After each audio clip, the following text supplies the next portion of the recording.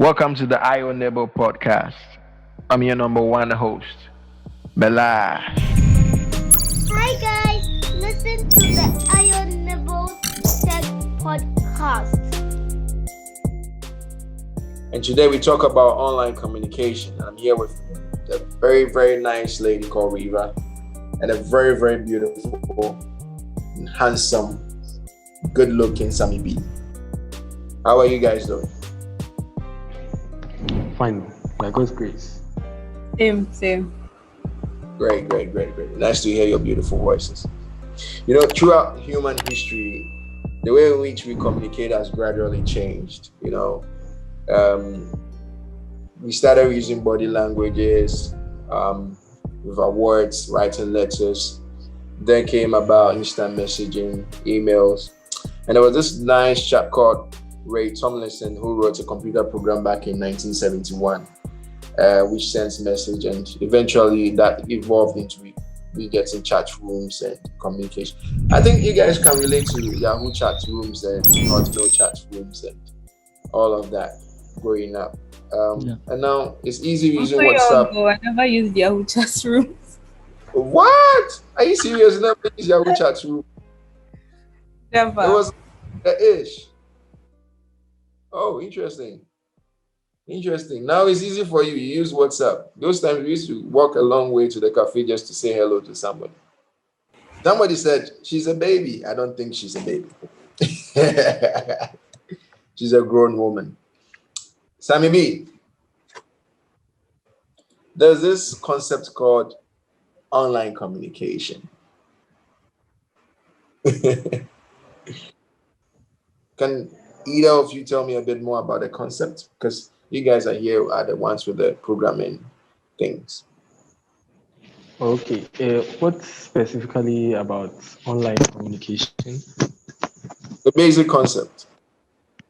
Oh, okay. So, I'll say that, okay, from time immemorial, human beings have been interested in being able to send and receive messages. So, since probably the telegram up to the telephone era, and now we have the internet. So I would say that online communication is probably the summit of our communication wants. And today we have an explosion of various online communication channels. We have social media, and every day new ones are coming. So I mean, there's we are never at scarcity in terms of the kinds of online communication channels available. Interesting. How many of us can relate to the website Meeboo?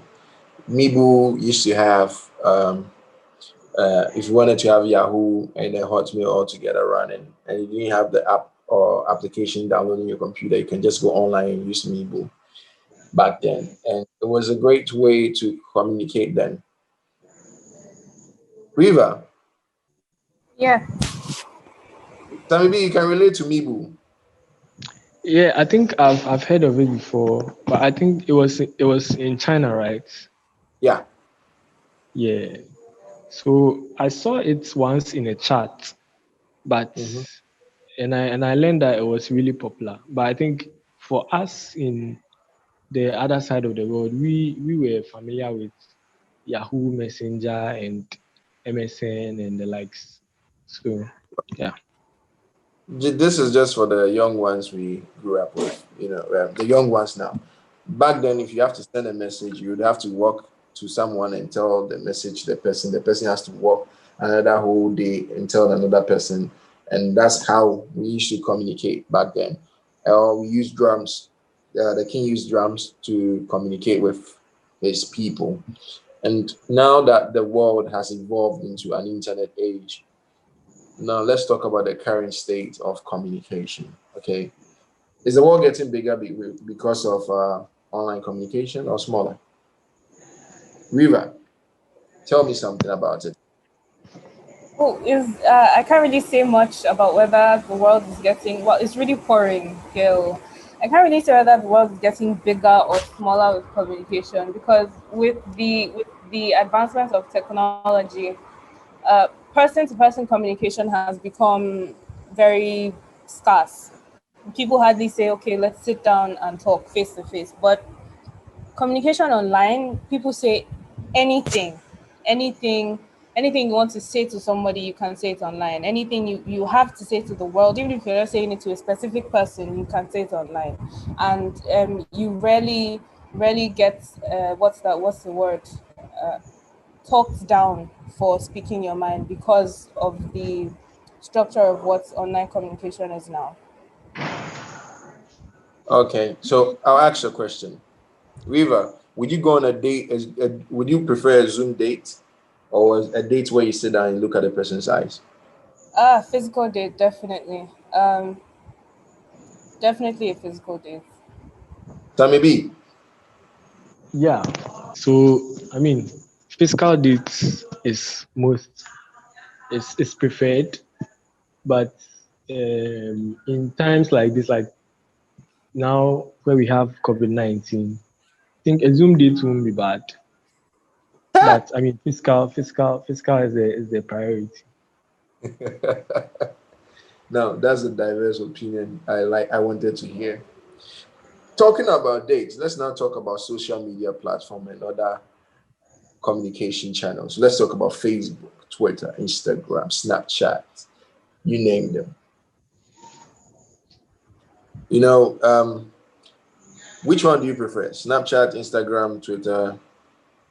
You know what? Let's take it first with Sammy B. Which one do you prefer? WhatsApp, Instagram, Telegram?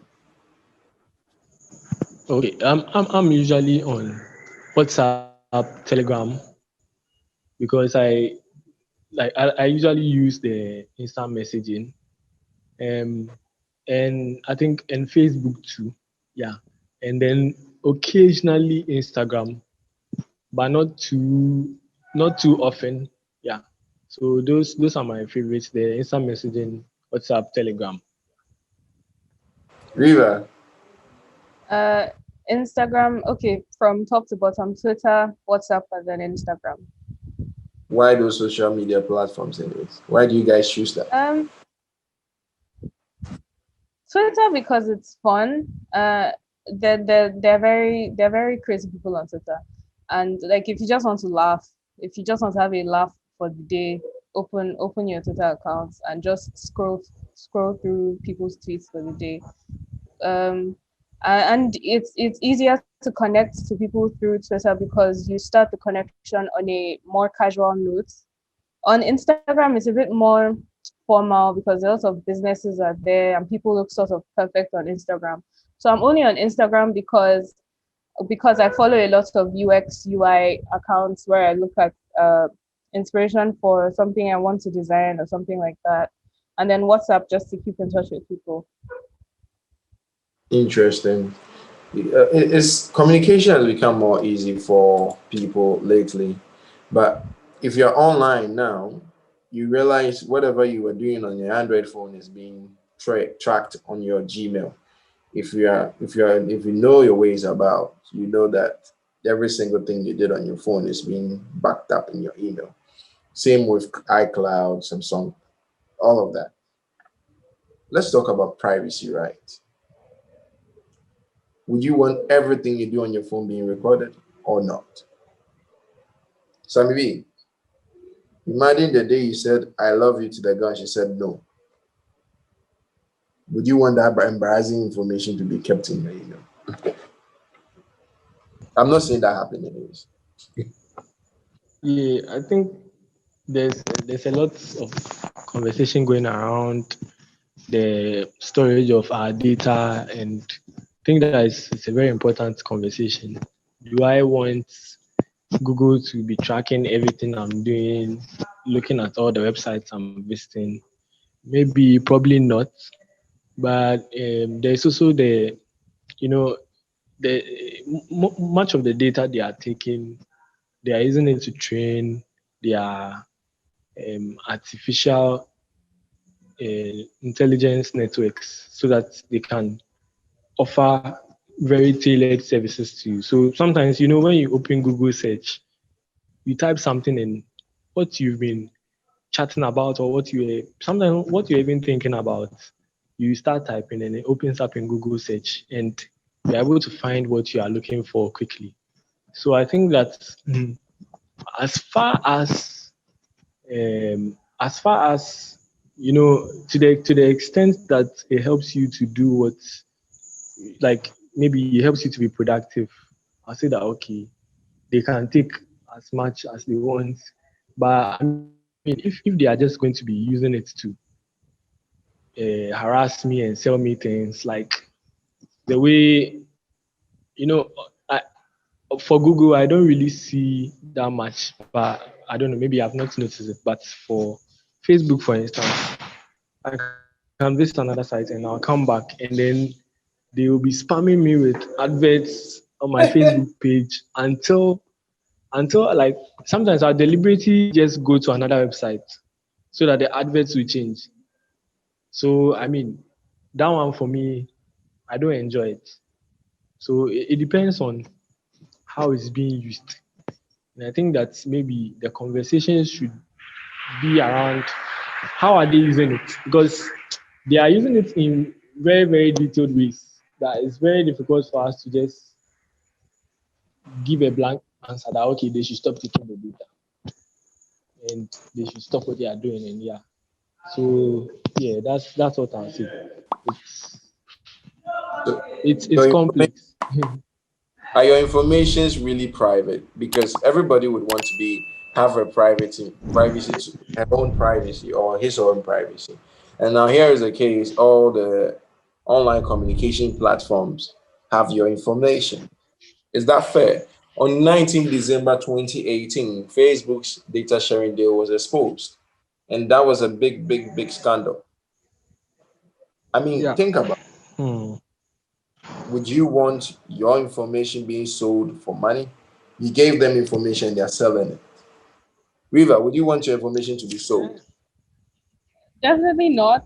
But then again, when we sign up for these social media platforms, we never really read the fine print. Like, who has gone to Facebook website or Twitter website and gone to their privacy policies and terms and conditions to read? Because the truth is that they write those things down. They say, okay, look, when you search for something on our websites, we're going to use it to improve our algorithm, or we're going to use your information to do all those things. But I mean, generally, it's wrong to like take people's data without their consent. But then people are consenting without knowing they're consenting, and then they find out uh, years later, months later, and they get angry about it. So I guess it should also be on the people to know exactly what they're signing up for. So even though it's like really tedious or probably super boring to read the terms and conditions and all of those things, it's important. So you know exactly what your social media sites and your favorite websites are doing with your data. So definitely your data is definitely going to be harvested and they are going to be probably used. Yeah. What would be the solution around this? Because some people wouldn't want that. Uh, stay disconnected, because the truth is that most of the companies cannot work without that data. Your favorite the thing that your favorite website does, all those wonderful algorithms that help you, like when you search for something on Google, the next time you go on a shopping site, that exact same thing that you searched for pops up. It's a bit annoying sometimes, but it's very helpful other times. So you don't have to start searching again for that thing that you're looking for. Also, what's the other thing? Yeah, harvesting people, the things that people say online, it could also be used in safety.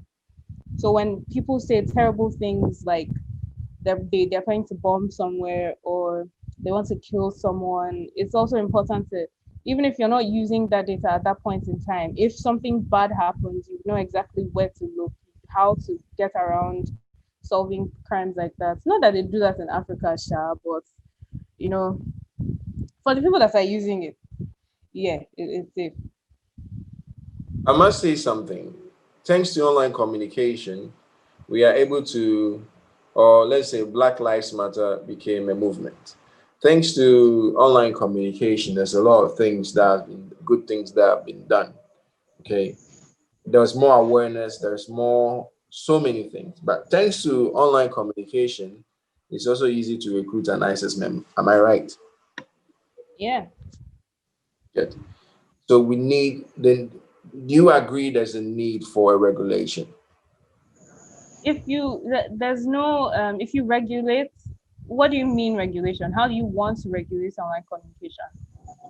Do we give them the right to check our information and say I'm sending to the FBI the next minute because somebody typed the word like I'll kill somebody?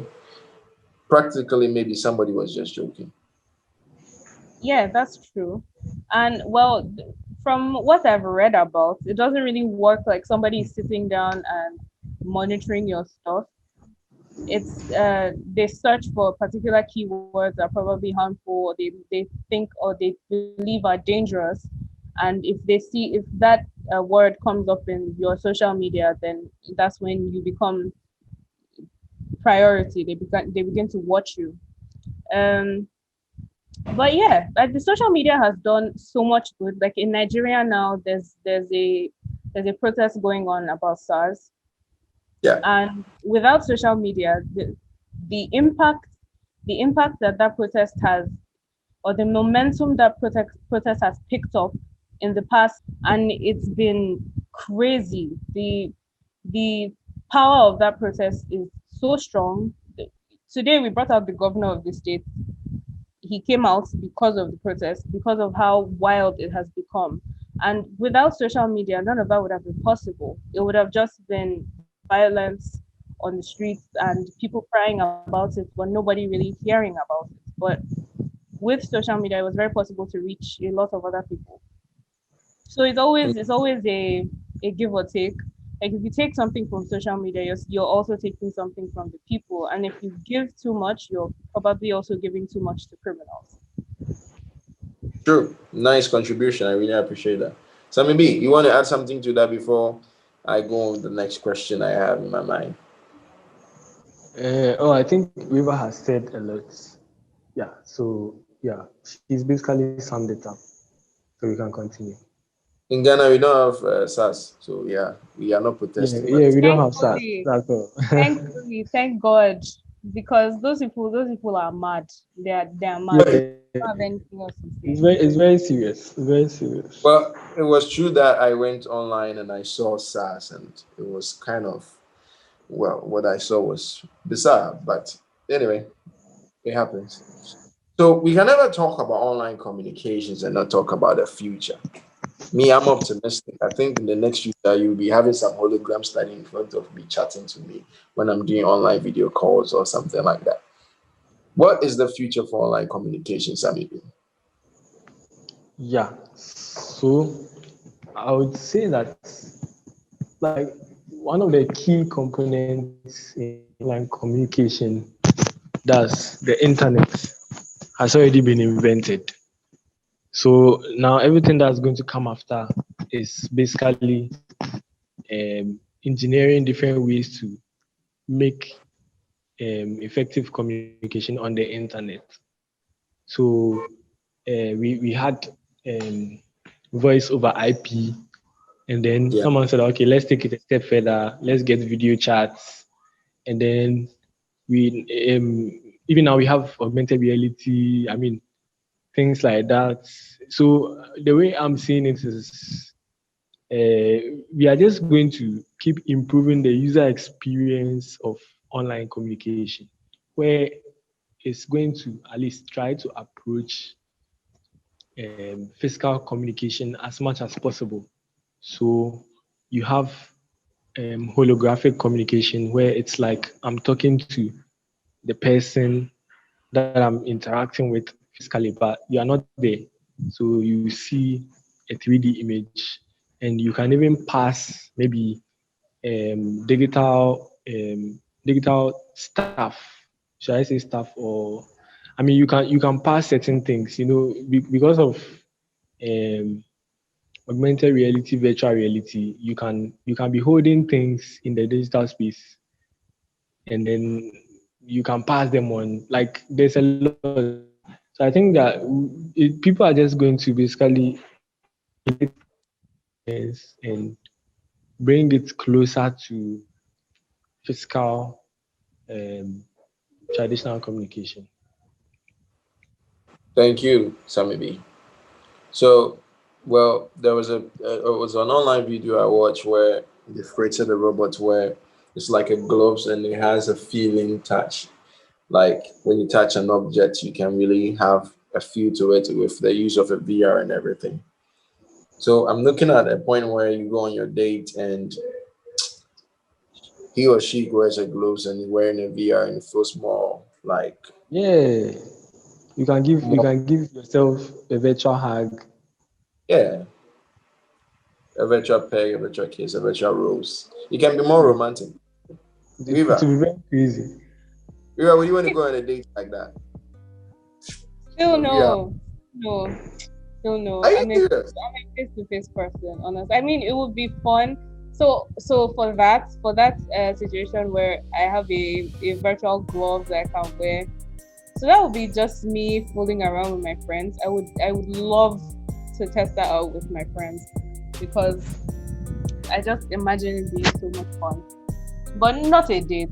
Not a date. Yeah. Now I'm putting Riva on the spot every time. Forgive me, you, but it's online communication. What can I do?